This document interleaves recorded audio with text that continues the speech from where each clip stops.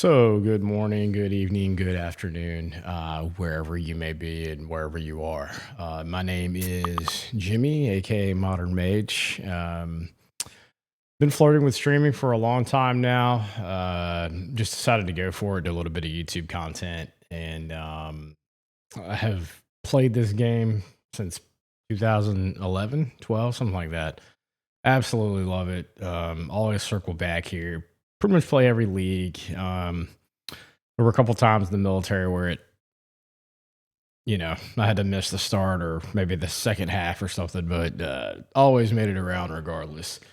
So I just wanted to share my plans, what I plan to do in the new league and the new Path of Exile too, for that matter. Um, and yeah, we'll just hop right into it. So two stuck out to me really hard, and we'll go over those real fast. First one was Warbringer. Second one was Witchhunter. Witchhunter has a lot of traction for obvious reasons. You can grab 2 and 3 right here, which is Culling Strike, Decimating Strike.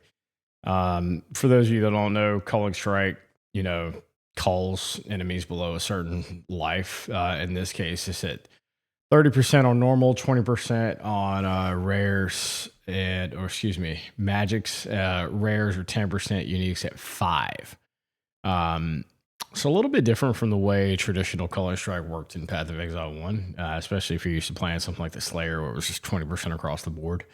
Not quite the same here. And then Decimating Strike, the following node to that is hits against full life enemies removed between 5 and 30% before the damage of the hit is applied. So the way I read this is if you're fighting a normal enemy, you're basically starting them, at 75% health at a minimum, right? Uniques, that threshold kind of moves up, so on and so forth. But you're doing a huge chunk of damage like off gate. So you're typically always fighting an enemy. Even uniques, you can just count out 10% of their health bar at a minimum based upon these two nodes. So lots of damage, lots of good stuff there. Love it. There's not much more to say on that one. Next, two following nodes from me would be Witchbane and No Mercy. So Witchbane is enemies have maximum concentration equal to 40% of their maximum life. And, concentration, as it reads on the screen, is enemies have less cooldown recovery rate, the lower their concentration, scaling down to 50% less cooldown recovery rate when concentration is 0. That's pretty huge. If you've seen any of the gameplay, cooldown recovery rate is basically how quickly the balls are going to be the bosses and other enemies are going to be attacking, casting spells. You name it. That's it's going to affect what they're doing and how often they're doing it. Not quite like action speed, but still really good, excellent. Means you'll basically just be having to dodge a bunch of basic attacks, and hopefully they're not too crazy on those. But anyways, hopping back into it, break enemies concentration on hit equal to 100% of damage dealt. And then enemies regain 10% of concentration every second if they haven't lost concentration in the past 5 seconds. What does that mean? That means they get maximum concentration of 40% of the maximum life. So you have to deal 40% of their maximum life in order to bring their concentration down to 0. And then, break enemy concentration on hit equal to 100% of the damage dealt. So off gate, when you pair this with 2 and 3, Pitiless Killer, Judger, and Executioner, you're doing a huge chunk concentration just, automatically. Against bosses, you're immediately doing 10%. So pretty huge there. And then number 5, No Mercy, deals up to 30% more damage to enemies based upon their missing concentration. So we can kind of infer here that with that 30%, it's going to scale with the 40% maximum concentration over the life. So 30% at the very top end. That means when you do 20% of their maximum life, you're doing 15% more damage. Yeah, it just kind of scales like that pretty linearly, pretty nice. You just get a lot of damage multipliers. And for what we've seen with Witchhunter, with grenades and everything else involved, pretty huge, pretty nice node. So That one's on my radar, and I'm thinking about it, but I'm really leaning into this one. Witchhunter was very offensive, very cool, unique play style. Maybe a second character for me. I'm not even entirely sure yet. I'll probably make that classic PoE judgment call on the move there. But with Warbringer, this is one I've been staring at ever since they released some footage of the Ancestral Spirits. I'm sure you guys all saw it. Very derpy on the stream, but look pretty cool. The only thing that kind of worries me here is the minion tag, but we'll hop right into it. So here's what I'm thinking, top to bottom, soup to nuts, how I'm going to do my ascendancies off gate. So depending on my plans here, my plans are to go Warcry and totems. So with that being said, Warcries have a couple different things going for them, and we can look right here at 8 and 9. So 8 is corpses in your presence explode when you Warcry, dealing 20% of their life as physical damage. And then while that one's great, awesome, number 9 is what really gets me excited. Ignore Warcry cooldown. You're just constantly Warcrying, which is pretty sweet, right? And then pairing that with something like Jade Heritage number 3 over here, grant skill Encase in Jade, gain a stack of Jade every second. And then Encase in Jade consumes all stacks of Jade to grant a buff for a duration that absorbs all damage from hits up to a maximum on the amount of Jade consumed. While Encase, you cannot move or perform actions. So basically, this is kind of like a mortal call with less. You can't do anything. You're basically immune for a little bit. Obviously, depending on the upper limit of the damage. It's almost like Magma Barrier from PoE 1. If it locked you in place and all that good stuff. Kind of reminds me of World of Warcraft Mage, is it Ice Tomb, I think it is. You're just like stuck, can't do anything, but you're chilling, can't get hurt. Basically reminds me of that. So pretty neat. Might be a really good defensive layer, especially as we're kind of figuring out new bosses, trying new things. It'd be nice to have that oh crap button. So really, really thinking about that one as a third or a fourth ascendancy, potentially. And then moving over to Ancestral Spirits right here, number 4, Answered Call. So grant skill, Ancestral Spirits. Trigger Ancestral Spirits when you summon a totem. Each of your totems will summon an Ancestral Spirit minion to fight for you. If the totems that summon the minion dies, then the Ancestral Spirit will too. So, and then number 5 is kind of neat. I'm still thinking about that one, but Wooden Wall, 20% of damage from hits is taken from the nearest totem's life before you. So, kind of like Encase in Jade, except you don't have to press a button. Probably, I don't know which one's going to be better. I imagine we're going to have plenty of buttons to press, so I'm kind of leaning towards, at some point later on, maybe with gearing or whatever, we can swap out Encased in Jade with Wooden Wall. But at the same time, if it, if Jade Heritage is that daggone good, then it's just that good, right? We won't replace it or won't move out of it. But let's talk about how I plan to do damage in the end game here. So there's a couple different totems. If you're not familiar with PoE 2 DB, this is basically like PoE DB, but for what we know about 2 so far. First off, we got Ancestral Warrior Totem. Looking at the footage, this is probably a late skill game. Whew. This is probably more of a late game skill. I'm assuming it's going to be like a tier, 9 or higher on the tree here. So, go back up. Excuse me. So, Ancestral Warrior Totem. Totem uses its own weapon. Boom. Very key. And deals 59 to 89 base physical damage at level 13. I don't know how high the levels go. If it's PoE 1 style and it goes to 20, cool. If 13 is the highest, cool. The fun thing is we don't know what these base values mean right now. We don't know if this is a good number or if it's not a good number. We have no clue. So Just trying to kind of figure that out and mess around with it as we go. But there's quite a few totem nodes and stuff. But this is one totem, and then the other one is Shockwave. We know that Shockwave is available very early.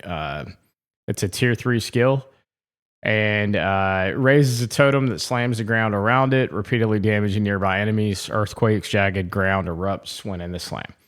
So Earthquake is available very early too. We know that. Saw it on their stream. So this could be good to pair as you're going through. From what I saw, the cast rate on this is pretty slow. As you can see, it's 0.6 seconds of cast time just to use it. Not to mention how often the skill itself is going off. So we're not sure if this is going to be like, can I use this to clear the game or not? But my plan is to use totems as kind of a supplementary damage for the Warcrys. But yeah, hopping over into, and also you can see the Shockwave totem is a slam, physical duration, all that good stuff. And here's where it gets interesting as we go to the Warcries themselves. I'm just gonna switch gears here, type in Warcry, and we've got Ferocious Roar. That's a bear skill. But here's one we know is available pretty early. Tier 3, level 3. Warcry speed empowers the next melee attack that you perform, plus an additional attack per endurance charge consumed. So, I guess my question is the next melee attack you perform. If we go back and we check out totems, for example, you can see that that's melee. It's got a melee tag on it. Both of them do. Well, actually, excuse me, this one does not. So just the Shockwave totem has a melee tag on it right now.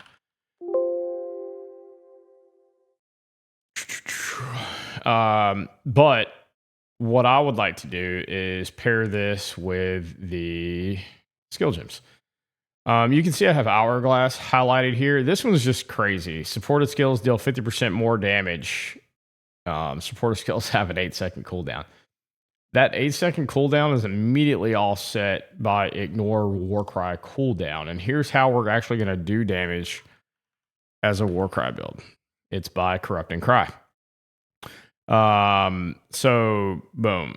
Supported Warcries have 30% less AoE.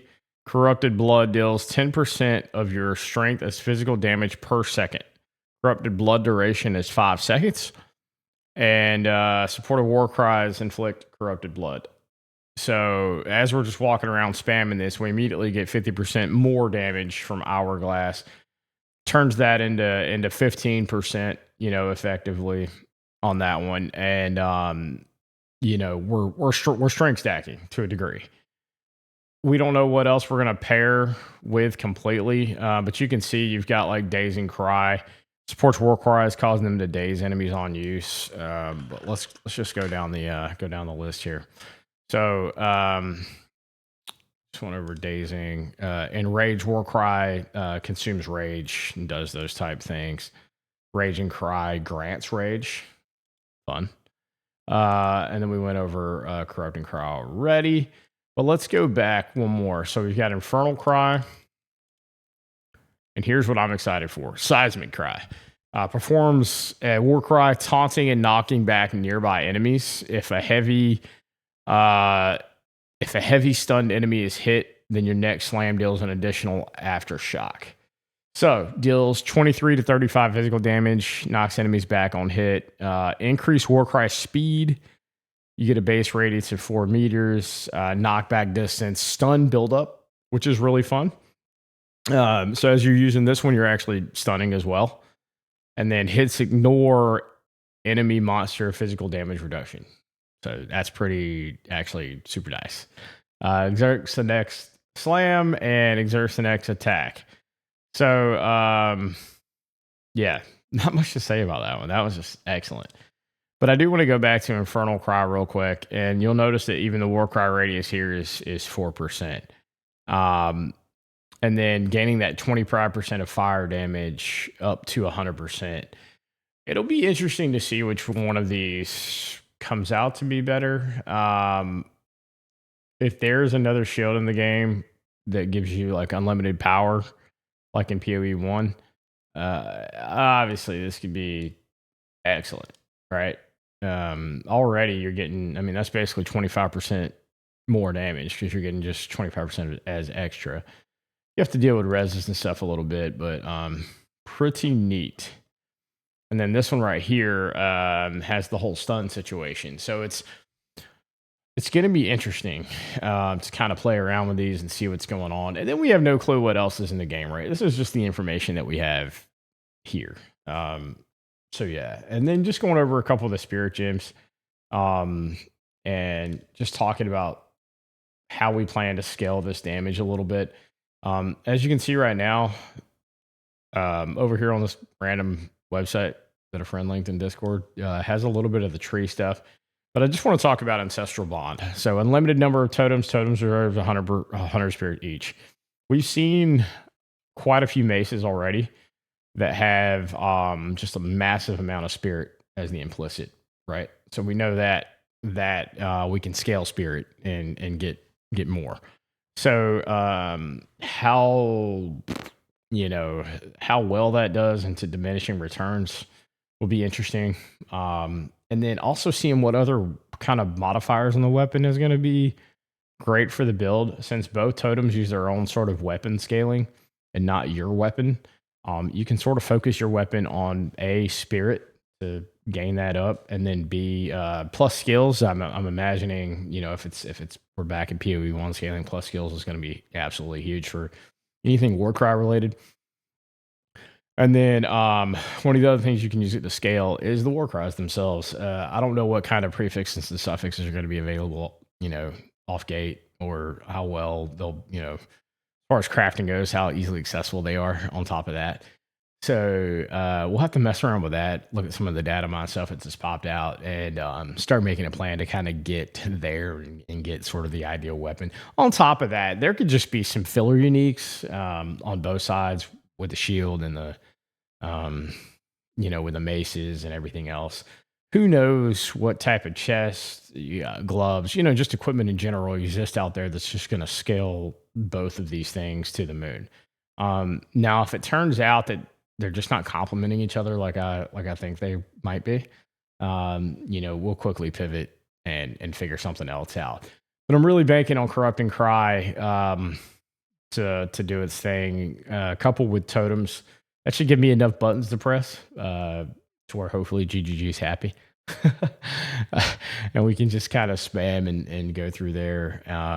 There's not really many movement skills in the game. I do notice there's a leap slam and shield charge. We will be using a shield and maybe even a two-handed mace. If you haven't seen the node yet, two-handed right there, Giant's Blood. You can wield two-handed axes, maces, and swords in one hand. It just doubles the requirement of the attributes. We're going to kind of be around here. If you saw some of the totem builds are here, some of the Warcry stuff, it's right here. Urgent Call, Escalation. Escalation's ridiculous, by the way. Yeah. War cooldown recovery rate. All that good stuff is here. Double damage. It's going to be awesome. I'm really hoping this one's going to be a test node. We'll have to see if double damage actually works with Warcrys. But if not, I'm hoping at least it'll work with the totems. And then you can look, a lot of these smaller nodes just aren't available yet. But the travel nodes will mostly be scaling strength and whatever else we may need to kind of fit our attribute requirements and whatever else is going on. But there's some really, really neat stuff out there. So if you haven't gotten into it and, wanting to check out everything, if you go to the announcements page, they've released all the ascendancies and everything else. I will be going through and just kind of looking at everything more. I've already looked at all these. I have plans to play probably every one of these classes in the future. Just right now, I think, my goals are just to explore the game, have fun, and ultimately, get the bosses down and do it relatively smoothly. So I think this will give me the best shot at doing the bosses early and on one portal. Just looking at how tanky the class is and playing dot builds is always kind of nice. And then couple that with totems where you're just kind of hands off. I really think that that coupled with like dodge rolling, being able to block with your shield, encased in jade, we've got other layers that I'm looking at, like where's it at? The armor one, scavenge plating. If you haven't seen this yet, scavenge plating duration 8 seconds. 3% more armor per scavenge plating, maximum of 10, and then you get thorns per stack. So really neat sort of situation here. It says it's persistent and it's physical in a duration. So I'm not sure what the scavenge plating duration 8 seconds means, unless that just means as you pick them up, they only last 8 seconds and you can pick up to 10. And then as they kind of fall off over time, you lose stacks and stuff. And we also don't know what this will look like. We don't really know what this will look like on bosses, because you notice the wording on this is fully breaking an enemy's armor grants you a stack of scavenge plating for a duration. So fully breaking armor, I don't know what that'll look like. I know I think the Titan Ascendancy has a thing that says just break armor. So this could be an easy no-brainer for them. But I haven't seen a lot of spirit gems that really hype me up for the totem and Warcry stuff. But that's okay, because spirit gems do exactly what they say, and they take spirit. And as of right now, I have plans to have, maybe multiple totems out, and multiple ancestral spirits out.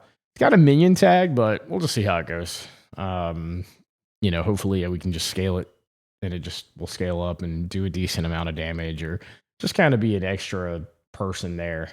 One more underrated thing for the spirit gems that I think is going to be really neat. Lingering Illusion creates a short-lived illusion whenever you dodge roll. This copy can distract enemies.